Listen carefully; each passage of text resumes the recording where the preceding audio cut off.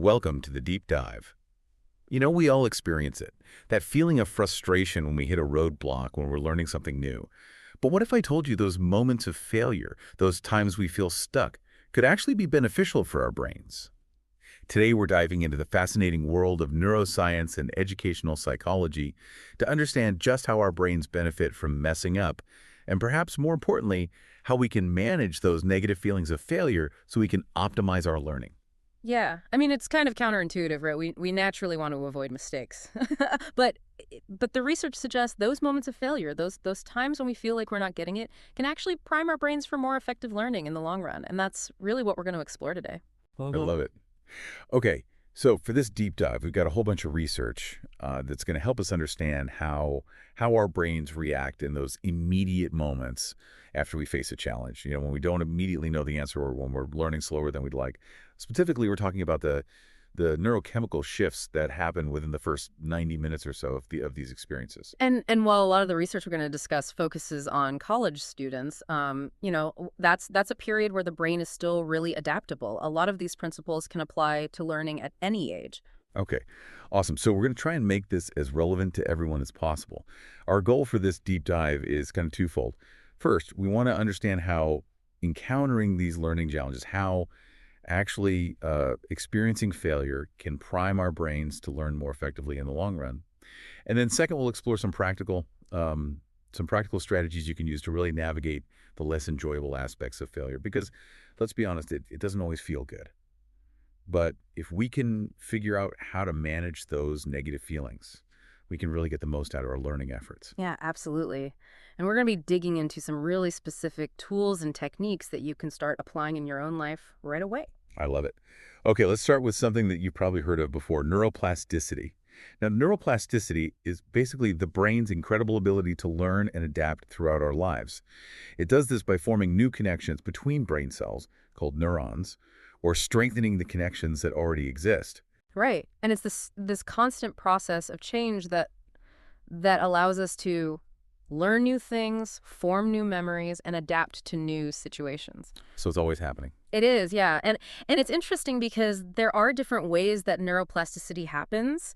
When babies are learning, a lot of it is through what we call passive neuroplasticity. So it's more automatic, without a ton of focused effort. But this type of brain adaptability, it tends to decrease as we get older, and it kind of levels off by around age 25. Right, so babies are like sponges. Right. They're just soaking everything up. It makes sense that as we get older, it takes a little bit more effort. Yeah, and that's where active neuroplasticity comes into play, especially for us as adults. So this is the kind of brain change that requires us to really engage mentally in order to learn and adapt. It takes more deliberate effort. So we got to put in the work. Exactly. Okay. And our sources highlight a key neurochemical that seems to play a really important role in kicking off this active neuroplasticity, and that's epinephrine. Right. Epinephrine is often associated with the fight or flight response, that surge of energy we get when we're in a stressful situation. That makes sense. But it also seems to play a significant role in learning and memory. So how does that work? Well, there's some really fascinating research by Cahill and McGaw back in the 1990s that shed some light on this. Okay. They discovered that epinephrine actually enhances memory formation. And it does this by boosting activity in the amygdala, that part of the brain associated with emotions, especially fear.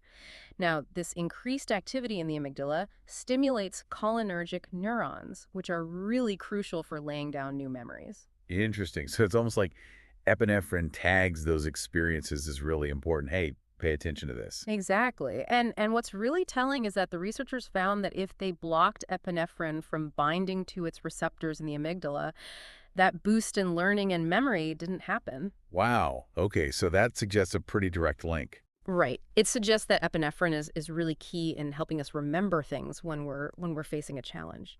Okay, so that brings us back to our initial idea that experiencing failure can actually be a really powerful trigger for learning.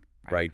You encounter a problem, you don't immediately know the answer, you might feel a little bit of stress or uncertainty, and that could be the epinephrine telling your brain, hey, pay attention, this is important. That's exactly it. And this concept is actually explored in a really interesting instructional approach called productive failure. Productive failure. I like that. Yeah. So it's not just about making random mistakes. It's like a deliberate strategy. right? It is. It's a very deliberate teaching strategy where students actively try to solve a problem before they receive any direct instruction on how to do it. Okay, I see. And the idea is to let them grapple with the challenge for a certain period, typically around 30 to 45 minutes. Okay.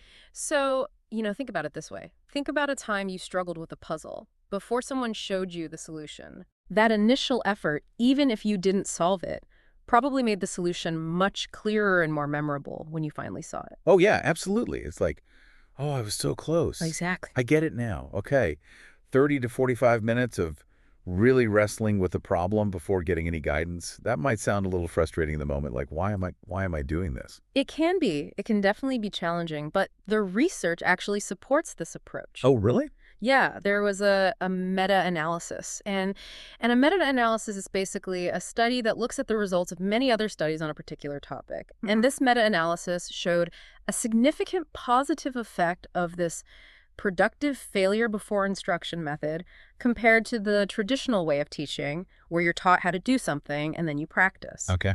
That initial struggle, even if you don't arrive at the correct answer, seems to prepare your brain to better absorb and understand the right way to do it when it's eventually presented. Interesting. So it's like, okay, Yeah, I tried this and this didn't work. Now show me how it's really done. exactly. Yeah. Our sources talked about something called Kapoor's 4A's to kind of explain why this initial struggle is so effective. Can you break those down for us? Yeah. So Kapoor, he suggests that productive failure works through these four interconnected processes. Okay. So the first is activation of prior knowledge. When you're confronted with a new problem, your mind naturally starts searching for anything you already know that might be relevant. Makes sense. The second A is awareness of a knowledge gap. Okay. As you try to tackle the challenge, you start to realize what you don't know, where your current understanding falls short. Right. The third is affect. This refers to the feeling of failing itself, that moment of, oh, this isn't working. Right, right. And that's likely where that release of epinephrine that we talked about comes in, making the experience more salient, more memorable for your brain. And finally, assembly, Okay. which is the process of piecing together both your incorrect attempts and the eventual correct solution. So by comparing what you tried with what actually works, you gain a deeper understanding. I see. So it's really that combination of all those things that make it so much more effective than just being told, here's how you do it. Right. Right. It's active, it's engaging, and it involves this emotional component. That affect piece is really interesting to me. It suggests that the personal experience of struggling and failing is more impactful for learning than just seeing someone else fail. Right. Like if you watch someone else make a mistake, you might not learn as much as if you made that mistake yourself. Yeah, and the research does actually indicate that personal failure tends to be a more potent catalyst for learning than just observing someone else make mistakes. And this might be because when you personally struggle, you have this feeling of, this isn't right. You trigger this stronger neurochemical response, you get that release of epinephrine, and that activates these memory processes. So it's like your brain pays more attention when you're the one who is experiencing the challenge. Exactly. It's like, this is important to me. I need to remember this. Now, we've been talking about epinephrine, but our sources also mention norepinephrine. Are these basically the same thing for our purposes, or is there a difference? Yeah, that's a good question. They're very closely related. Okay. Norepinephrine and epinephrine both belong to the body's stress response system, Right. and both of them contribute to increasing alertness, which influences attention and memory. So for the most part, in the context of learning, they act in very similar ways. Okay. And that's why the research often just lumps them together as norepinephrine. Okay. But it's worth noting that a really big surge of norepinephrine like in a really high stress or dangerous situation, can trigger that fight, flight, or freeze response. Right. And when that happens, your focus narrows dramatically to just immediate survival. And that's not really ideal for thoughtful learning. Right. You're just trying to get out of that situation. You're not really thinking about learning algebra. Exactly. You're not absorbing new information. You're just trying to stay safe. Right. Right. So what's more beneficial for learning? So what seems to be more beneficial are these lower, more consistent levels of norepinephrine that you get during sustained attention. Okay. When you're, grappling with a challenging problem, but you're not completely overwhelmed by by stress or fear. Okay. And this creates a state of what's often called calm alertness. Calm alertness. That sounds nice. Yeah, it's like you're focused and engaged, but you're not freaking out. You're not overwhelmed. Right. That makes sense. That sounds like the ideal state to be in when you're trying to learn something challenging. It really is. And that's why it's so important to manage your stress levels. And we'll talk about some specific strategies for that later on. But just to kind of give you the big picture, it seems that this state of calm alertness is really the sweet spot for learning. So is there like a limit to how long we can stay in that state? There might be. Our sources mention something about a 90-minute window. And this is really important for you to keep in mind in your own learning. After around 90 minutes of sustained focus or dealing with uncertainty, you're maybe making mistakes, your body's ability to maintain that optimal level of norepinephrine starts to decline. Okay. And this can lead to your attention wandering, and your learning efficiency just drops off. So it's like our brain has a natural point where it's like, okay, I've been in this like high alert problem solving mode for a while. I need a break. Exactly. And there's research to support this. There's research going back to the 1980s, and more recently a brain imaging study with PhD students that really supports this idea of diminishing returns after about 90 minutes of concentrated effort. And they even found that if norepinephrine levels become too high, it can trigger this defensive mechanism in the brain that makes you just want to give up and avoid the challenging task altogether. Right. So it's like a self-preservation mechanism almost. Like, okay, this is too much. I'm out of here. Exactly. It's like your brain is trying to protect you from burnout. Right. But Yeah. but our tolerance for this norepinephrine and therefore our ability to kind of push through those initial feelings of failure and uncertainty isn't set in stone, right? It can vary quite a bit from person to person. It can. Absolutely. Yeah. Some individuals naturally have a higher threshold for that feeling of alertness, and they might even seek out challenging or stressful situations. Yeah. They thrive on that kind of edge. Okay. But the good news is that your tolerance for this kind of cognitive stress can actually be increased through a process called habituation. Habituation. Habituation, yeah. And this involves repeatedly exposing yourself to situations that are challenging but ultimately safe, and learning to disconnect that feeling of stress from actual danger or threat. Okay. I see. So think of it like getting used to the feeling of exercising hard. The first few times you go for a run or you lift weights, it might feel really uncomfortable. Right. But over time your body adapts and it becomes less so. Right. And that's habituation. Okay. And the same thing can happen with cognitive stress. So the more we expose ourselves to those challenging situations, the better we get at handling them. Exactly. And this is really where, the idea of productive failure comes back in, because by engaging in those initial struggles, those periods of grappling with difficult problems, you're actually building your mental resilience. Okay. And that reminds me of that paratrooper study that we mentioned in our sources. I thought that was a really powerful example of this habituation in action. It is. It's a classic study. Researchers observed that on the very first day of parachute training, the paratroopers experienced this huge spike in norepinephrine levels. But within just a week of performing daily jumps, their levels had returned to almost their baseline, even right before a jump. What? So their brains had rapidly adapted to the experience, essentially learning that while it was stressful, it wasn't actually life-threatening. It's amazing how quickly the brain can adapt. Yeah. Okay. So knowing how norepinephrine affects our learning and our ability to handle failure, what are some practical things we can do ourselves to try and optimize those levels? Our sources talk about some behavioral tools, specifically breathing techniques. Yeah, that's right.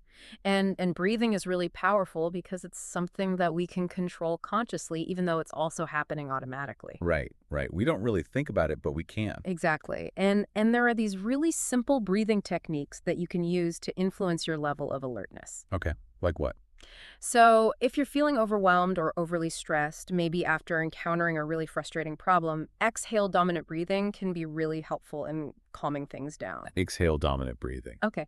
And that just involves taking a deep breath in gently through your nose for a few seconds and then exhaling slowly and for a longer duration. And the reason why this works is because our heart rate naturally tends to speed up a little when we inhale and slow down when we exhale. And that's partly due to changes in pressure in our abdomen.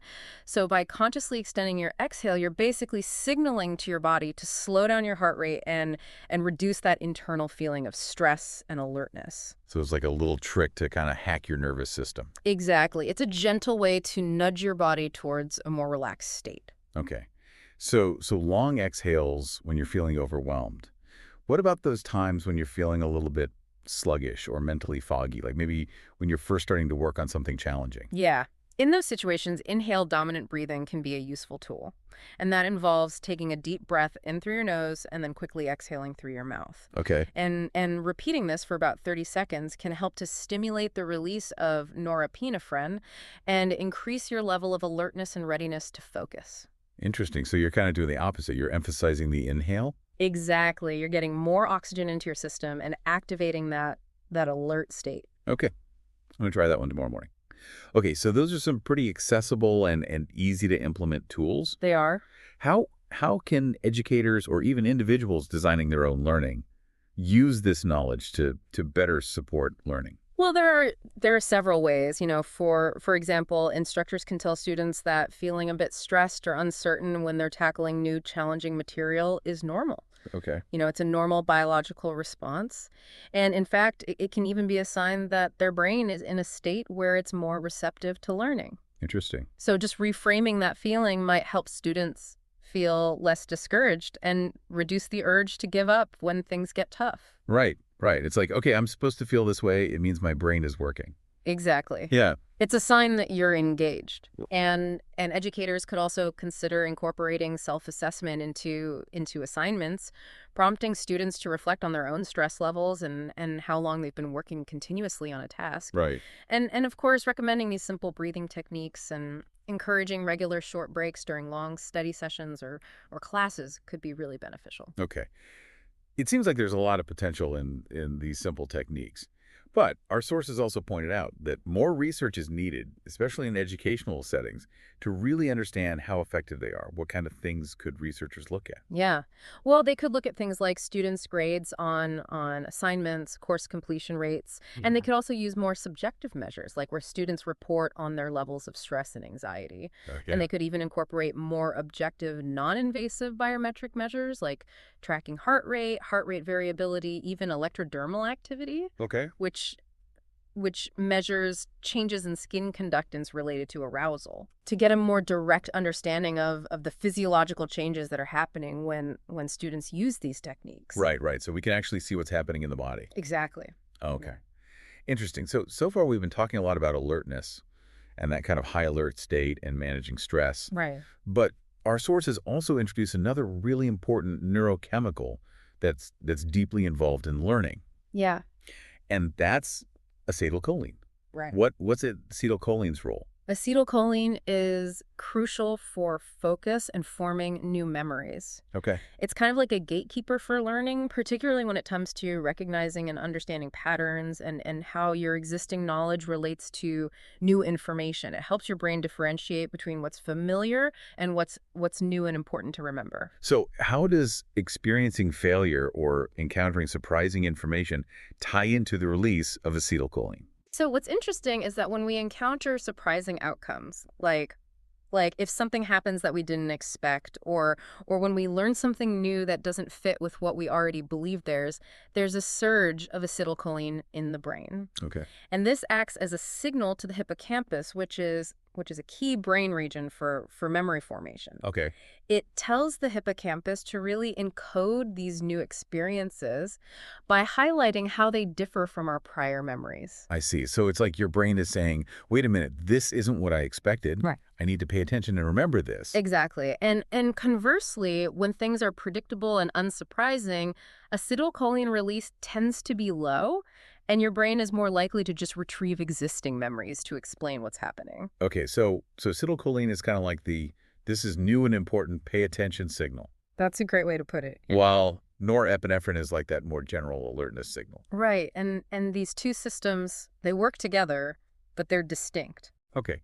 So it sounds like attention, which we've been talking about as being largely driven by norepinephrine and focus, Hmm. which you're describing as being more reliant on acetylcholine, are actually separate processes. They are. They're related, but they're distinct. Okay. And attention, that initial state of alertness, typically precedes focus. Okay. You need to be alert before you can really concentrate. Right. And that's why there can often be this brief period, maybe 5 to 10 minutes, at the very beginning of a task where it feels difficult to really get into that deep state of focus. Okay. You might find yourself suddenly wanting to check your email or tidy your desk when you first sit down to work on something important. Right. Or like get a snack. Exactly. Yeah. That might be that initial alertness without the directed acetylcholine activity yet kicking in. Okay. I see.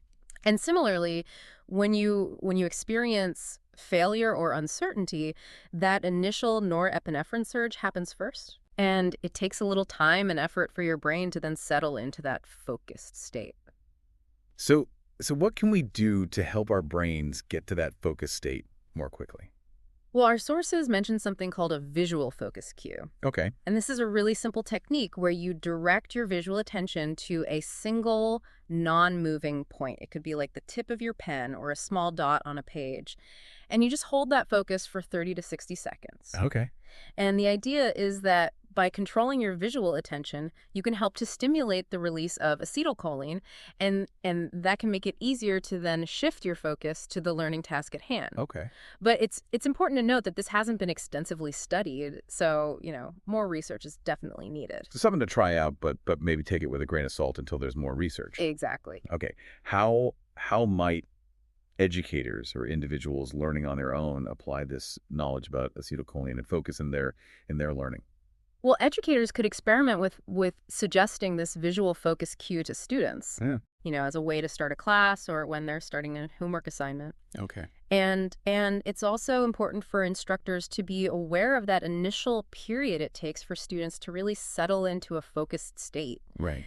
Starting a class with really complex content in the very first minute might mean that some students miss key foundational information, and then they feel like they're already behind, Right. Right. which can be discouraging. Absolutely. So maybe starting with more administrative tasks, a brief review, or even a short, non-content related engaging activity could give students that time to transition into that focused state. Right. Right. It's like giving their brains a chance to warm up a little bit. Exactly. Okay. That makes sense. And what kind of research could be done to see how effective those kinds of interventions are? Well, they could look at how long students are able to stay on task, Okay. when they're working on assignments. Mm-hmm. They could use self-report measures that try to capture that feeling of flow, that state of being completely absorbed and focused on an activity. Okay. And they could even look at pupil dilation, which can be measured with eye tracking technology. Ooh, wow. And pupil dilation is interesting because it's an indicator of focus, Okay. but it's also related to levels of norepinephrine and activity in the brain's salience network, which is the network that helps us determine what's important to pay attention to. Right. So tracking pupil dilation could offer a really interesting way to assess changes in attentional states. So we can literally see how focused someone is by looking at their pupils. To some extent, yeah. That's really cool. Yeah. Okay. So far we've explored how encountering failure can actually be good for our brains. It boosts neuroplasticity through that release of norepinephrine and how acetylcholine is essential for focus. But we also have to acknowledge that failure can be, well, it can be frustrating. It can. It's not always fun. And our sources make it really clear that while failure can be beneficial for learning, it's not without its potential downsides, Okay. Particularly in terms of how it makes us feel. Right, right.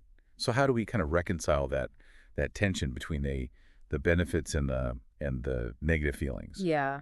Well, the key seems to be that if learners can manage to push past that initial wave of negative emotion, that frustration or disappointment and continue to engage with the learning process, their rate of learning can actually increase. Okay. However, if that frustration becomes too overwhelming and it leads to them just giving up and disengaging, then they experience all the negative emotions associated with failure without actually getting those positive learning benefits. Right. It's like getting all the bad with none of the good. Exactly. It's Yeah. it's finding that balance. It's about acknowledging those negative emotions but not letting them control you. Right. So how do we do that? How do we find that balance? Well, that's what we're going to explore in our next segment. We're going to delve into how failure can impact our motivation to keep learning and our overall tolerance for future challenges. So we're gonna talk about the emotional side of things and how to manage that. Exactly. Awesome. I am here for that. Yeah, me too. Okay, so welcome back to the deep dive.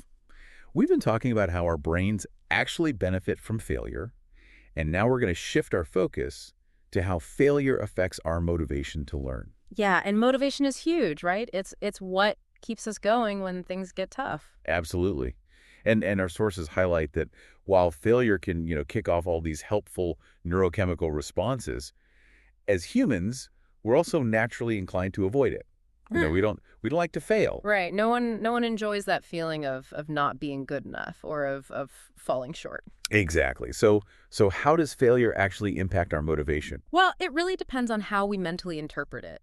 If we view failures as valuable learning opportunities, as necessary steps on the path to mastery, then we tend to persevere. Okay.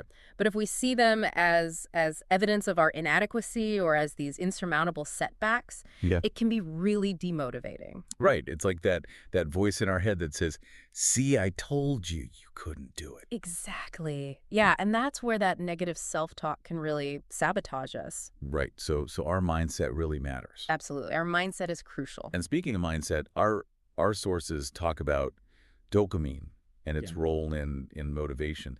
And I think a lot of people associate dopamine with pleasure, like when you eat a piece of cake or something. Yeah, dopamine is often called the pleasure chemical. Right.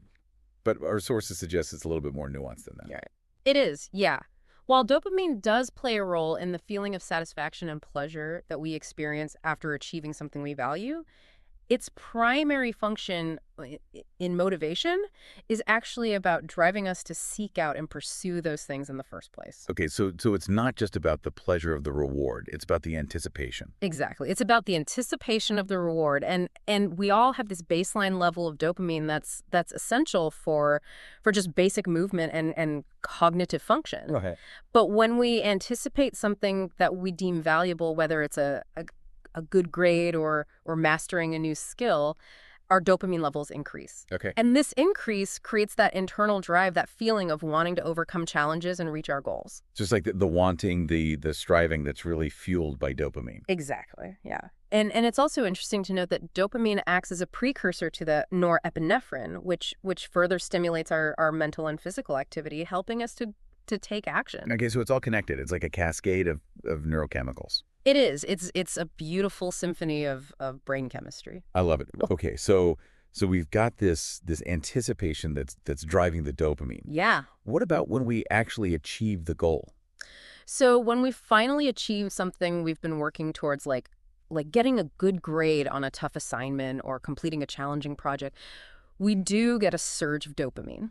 Okay. And that reinforces the actions we took to get there. Okay. But there's a potential downside here. After that initial dopamine surge, levels tend to dip back down, sometimes even below our baseline. Okay. And depending on how big that initial surge was, the subsequent dip can range from, a relatively neutral feeling to something that feels quite uncomfortable and even demotivating. So it's like you're on this high and then you come crashing down. Exactly. Yeah. And that's why people sometimes experience this letdown or even feel a bit down after a big achievement. All right. It's like, okay, now what? Yeah, exactly. Okay. Yeah. So constantly chasing those big external rewards might not be the most effective way to stay motivated over the long term. Right. Especially when we know there will be setbacks and failures along the way. Exactly. That- So what's